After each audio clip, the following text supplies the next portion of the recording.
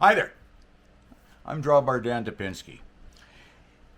And this is just something to think about. You know, we all have fun here, but I like to throw out some, info and kind of be some educational in some way once in a while. So I just wanted to talk today about slack management, right? Because remember, as I said before, slack is necessary, right, to negotiate curves and grades and whatnot, right? So, having said that, the control of slack is essential for good freight train handling. And any changes, like I said before, thinking ahead must be planned. Because, in-train forces, right?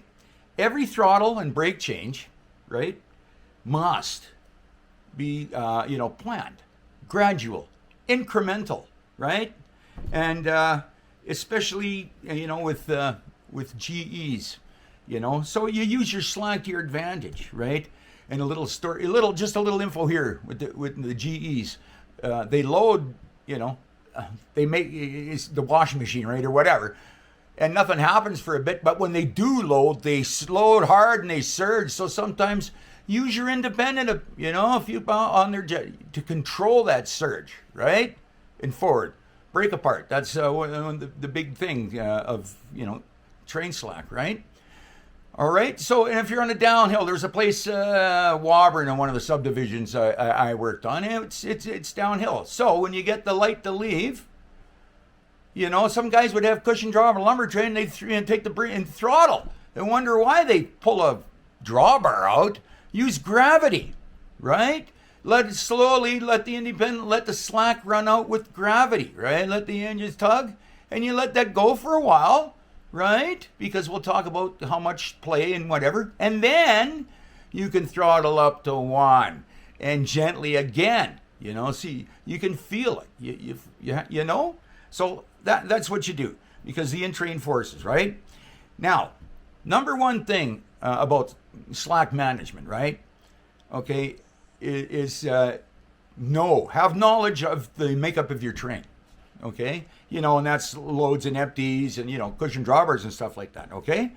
Because in-train forces are various, but here's the two most common, okay? Now, there's certain forces, like I said, Drawbar Dan's original comic, right? There's tension and compression, more commonly known like as draft and buff, right? Now, the first thing, what you're working with, you gotta have equipment's got to be in good condition, and it is in good condition. The draft gear, couplers, knuckles, etc., are in good condition. They can handle. They're designed to handle certain in-train forces. But with improper slack management, you can, create excessive forces, right? Now, there's a lot of energy, and that energy has to be absorbed somewhere, right? And like I say, improper train handling can create conditions, right, that the equipment can't tolerate, right? And that's where you have a failure. You come apart. Knuckles one thing, drawbar. So like I say, you gotta be constantly on, because like I say, the terrain and slack, use it to your advantage. Fuel savings, whatever, like running time. It's using the territory to your advantage, and remember, and that's with slack, right? Slack management. So, two types of slack. I don't know if you guys realize that I don't know what they teach now, whatever, but something to think about, right? When you're sitting there languishing in a side or whatever. But there's two types of slack. There's free slack and there's spring slack, okay? Free slack is the standard slack on each. It can be at least 1 inch on each end of a car, right? That's just the free slack, right, on each end. Spring slack now is the additional slack, right, added when the spring in the draft gear is compressed, and then they want to react against that force, right? That's spring slack. Now, spring slack with conventional draft gear, like a hopper car, something like that, coal car, right? Can be up to 5 inches on each end of the car when fully compressed, right? Okay, so Okay, pardon me.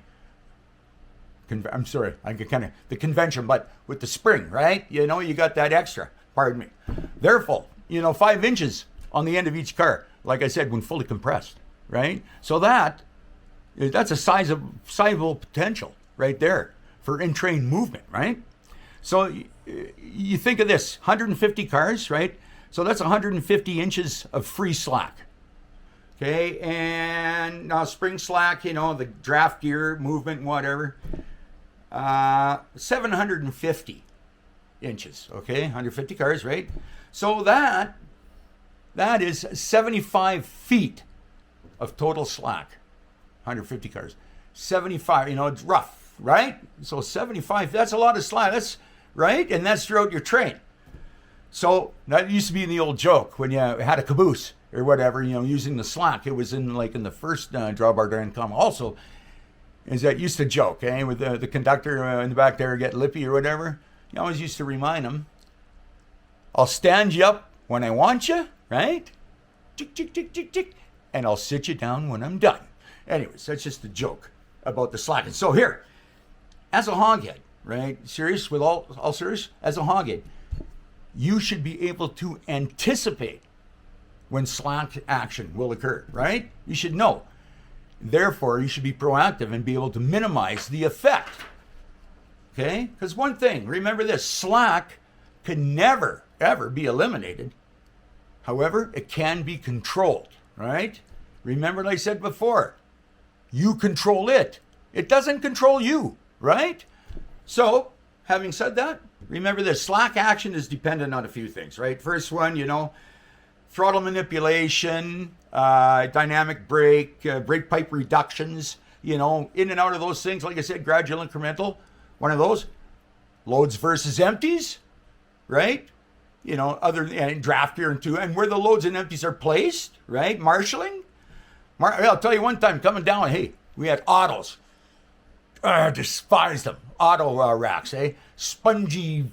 Yeah. Anyways, on the tail end, I'm coming down a heavy grade, and I'm going to come up and then go down another heavy grade. So, and doing good train handling and whatnot. But I got these autos, so I found out this is why you do braking and stuff throughout to find out what kind of train you have, how it reacts to whatever. And in compression, when I bunched them up slowly or whatnot, that's when I noticed. I look and all of a sudden, I got the SPO. I see the pressure go down, right? What happened was those friggin' autos compressed the hoses just enough to leak off. I see and now I got brakes set up on the tail end, right? And I got, oh, great, right? So, but having known that, I discovered that, right? Okay, now I know that. I know how I'm going to react coming down, up, and over, right? So I get down a certain to give me some tolerance.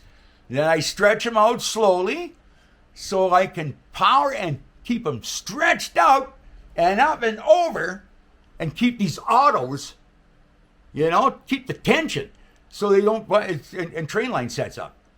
And the whole trip, I had to take that into account. So that's what I mean. Slack can, you know what I mean? So again, train length, right? Okay, power and all that. But here's the thing. They mentioned slack, train length. That's an important thing. No shit, Sherlock. Of course, train length makes a difference.